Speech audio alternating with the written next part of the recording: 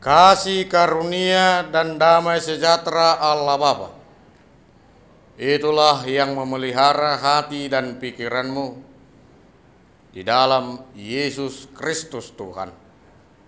Amin. Bapak, Ibu, saudara-saudara yang dikasihi Tuhan Yesus Kristus, firman Tuhan untuk kita pada hari ini, Kamis 4 Juni 2020, tertulis dalam 1 Petrus 4 ayat 14, beginilah bunyi firman Tuhan. Berbahagialah kamu jika kamu dinista karena nama Kristus, sebab roh kemuliaan, yaitu roh Allah ada padamu. Demikian firman Tuhan. Berbahagia di dalam aniaya.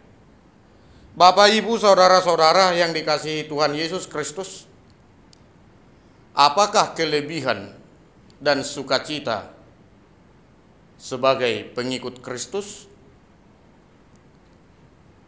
Tentu sukacita dan kegembiraan sebagai pengikut Kristus atau seorang Kristen adalah jika kita sampai kepada kerajaan Tuhan di surga nantinya. Dan di tengah-tengah dunia ini, apa yang menjadi bagian kita sebagai orang Kristen? Sama seperti dari zaman para nabi, dari zaman para rasul, orang-orang Kristen di dunia ini penuh dengan aniaya. Ini bisa kita lihat banyaknya para rasul-rasul yang mati martir. Bahkan Rasul Petrus harus menderita mati disalibkan dengan posisi terbalik. Demikian juga Stefanus, Yohanes, bahkan Paulus, bahkan sampai kepada kehidupan Yesus Kristus harus menderita aniaya, harus menderita di dalam penderitaan yang berat, memikul dosa-dosa umat manusia. Dan itu tegas dikatakan di dalam 2 Timotius 3 ayat 12. Memang setiap orang yang mau hidup beribadah di dalam Kristus Yesus akan menderita aniaya. Penderitaan di tengah-tengah dunia ini disebabkan oleh dua hal. Yang pertama, penderitaan karena hukuman. Penderitaan karena hukuman ini ialah akibat dari dosa atau pelanggaran kita. Yang kedua, penderitaan akibat keniscayaan atau karena status kita sebagai orang Kristen. Namun, di dalam kehidupan kita sebagai orang Kristen yang penuh dengan aniaya dan penderitaan ini, ada hal yang membuat kita berbahagia. Ada hal yang membuat kita bersukacita. Sebab Tuhan Yesus Kristus tidak pernah meninggalkan kita. Tidak membiarkan kita untuk teraniaya, mengalami penderitaan seorang diri. Sebab Dia mencurahkan roh kemuliaan, roh Allah, yaitu Roh Kudus yang tercurah, yang sudah kita rayakan pada minggu sebelumnya. Penderitaan kita ini memiliki tujuan yang pasti. Tujuan yang pasti seperti apa yang dituangkan oleh Rasul Petrus di dalam ayat 12, yaitu memenuhi kehendak Tuhan. Yang kedua, selain kehendak Tuhan, penderitaan ini juga ingin memurnikan iman kita. seperti api, panas api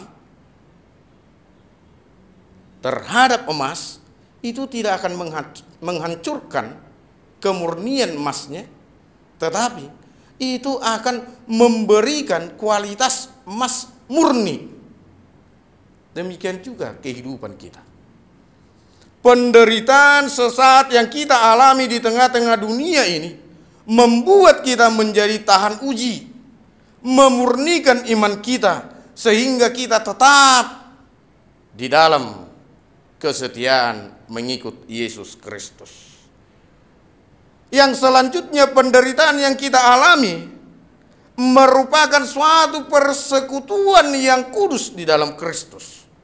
Seperti apa yang dituangkan oleh Rasul Petrus di ayat 13. Kita menderita berarti kita sudah sama-sama dengan Dia, Yesus Kristus, yang menderita untuk menebus dosa-dosa kita. Kita sudah ikut memikul salib yang datang kepada kita. Yang selanjutnya, penderitaan kita itu adalah berkat Tuhan atau kebahagiaan kita, yaitu ayat 14 ini. Berbahagialah kamu, maka rioi, berbahagia, sebab penderitaan kita membawa keselamatan, sukacita kita di hadapan Tuhan, dan kita boleh hidup bersama-sama di dalam Dia, di dalam kerajaannya.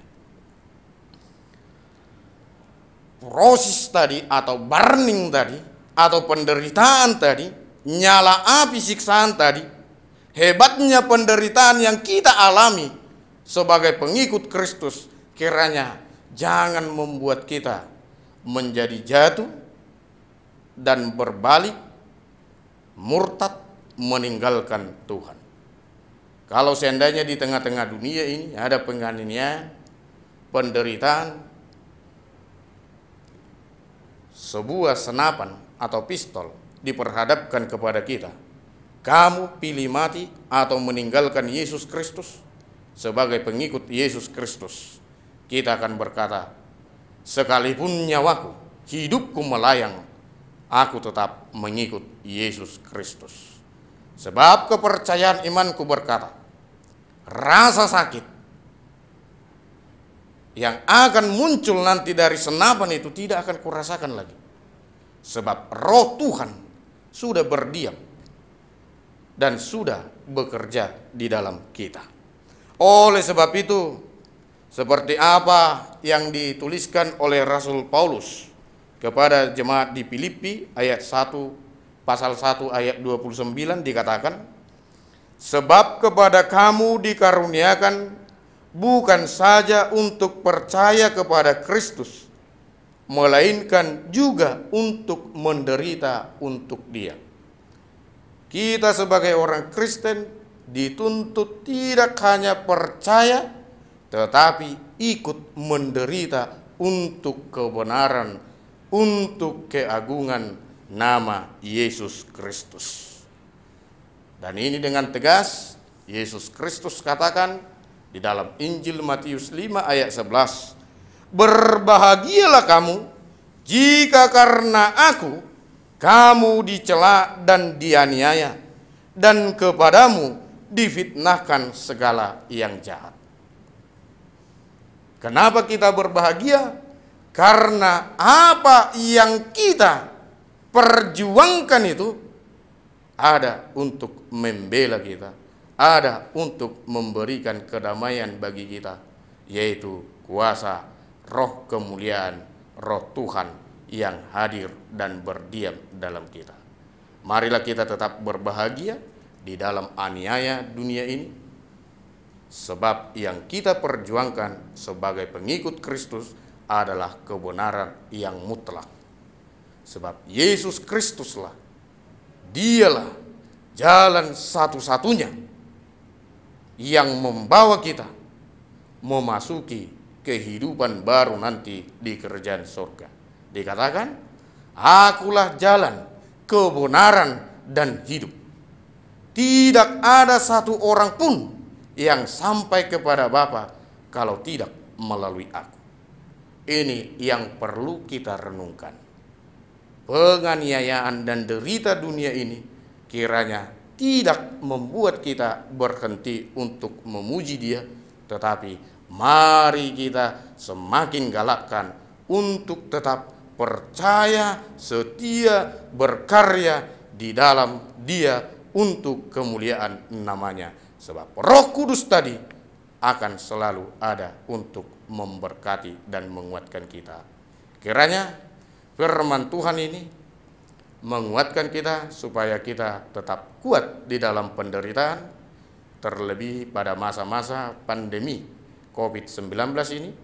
Jadikanlah bencana ini untuk memperkuat, memperteguh iman kita, supaya kita tetap setia di dalam Dia, dan oleh kuasa Roh-Nya kita akan dimampukan melewati bencana ini di dalam sukacita.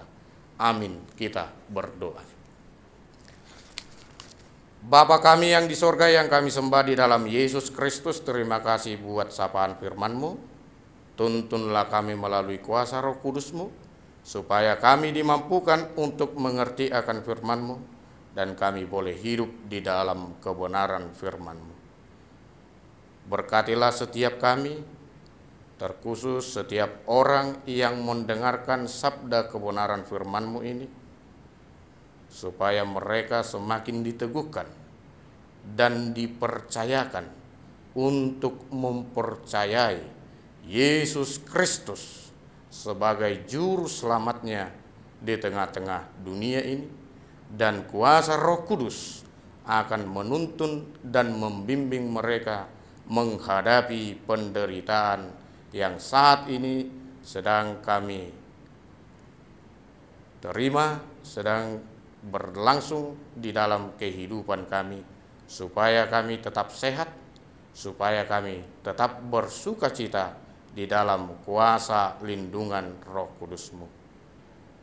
Ampunilah segala dosa pelanggaran kami, supaya kami tetap setia mengikut Engkau di dalam kehidupan kami. Jadilah kehendak-Mu di dalam kehidupan kami masing-masing. Di dalam Yesus Kristus Tuhan kami berdoa dan mengucap syukur. Amin.